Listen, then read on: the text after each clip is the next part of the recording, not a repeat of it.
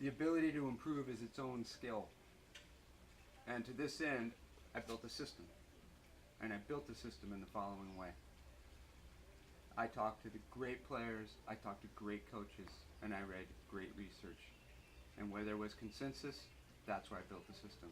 And the consensus is in the following 3 areas, and 3 areas only. Don't miss, don't get tired, don't get mad. Sounds easy, obviously. It's a lot more difficult to pull off. When you talk to great players, they hit the ball differently. There's no consensus. And when you talk to great coaches, they coach differently. There's no consensus. And the research speaks for itself. It either works or it doesn't. So we think, for example, knowledge is power. But it's not really true. Execution is power. What motivates you to execute, that's power. But the problem with this is complication is the enemy of execution. The more complicated something is, the less likely you are to do it. So let's look at your view of the game. Oh man, I gotta win, and I gotta hit a forehand like this, and I gotta do this, and this is really complicated. Not to mention, is you got a dude on the other side of the net who's trying to keep you from doing it. So basically, this guy's throwing sand in your eyes the whole time as you're trying to pull off these tricks, and it's not gonna work, which is why this game is so fucking frustrating. Let's take a look at the typical tennis lesson. Okay, people standing around, people moving in non-tennis ways, exiting the court to the right so they don't get blasted by the person behind them, or like a private lesson where you work on your strokes. What's the key always, or what's the focus of these lessons? Technique. The techniques. The funny thing is that even in a 2-hour tennis match, you may or may not know this, those of you who know me better know this, is that in a 2-hour tennis match, the ball's in play less than 10 minutes. Right? So like an iceberg, you got this little bit up top, and this huge thing underneath. Everybody's focusing on the same little bit up top as if that's going to make the difference.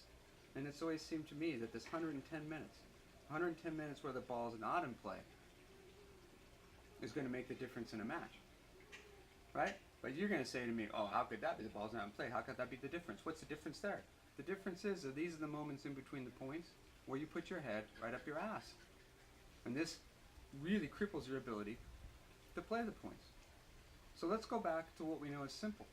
Don't miss. I don't care how you do it. I don't care if you get on the ground and use the butt of your racket like a pool cue and bounce the ball back. If you don't miss, you're going to be fine. Don't get tired. This is a topic for a different day. We'll get to the fitness. And we'll spend a lot of time on the inner game. But for our purposes today, you have to understand that complexity will always be your enemy. My goal here is to simplify this for you. The simpler it is, the more likely you are to execute. The less likely you are to get lost in the middle of a match. The more likely you'll have success. Your goals can't be things that are way down the road that you don't have control over. You can't say, I'm going to win this match. Unless you're playing a dude who doesn't have all his arms and legs. If you went to the emergency room and wheeled a guy out after a car wreck and put him on the court, you're probably going to beat him. But that's not what you're talking about when you say you want to win, is it? You want to beat a tough player or a tough team. And the way you're going to do that is by not focusing on the winning. Right? You're going to execute by keeping it simple, by moving the target closer. Just don't miss.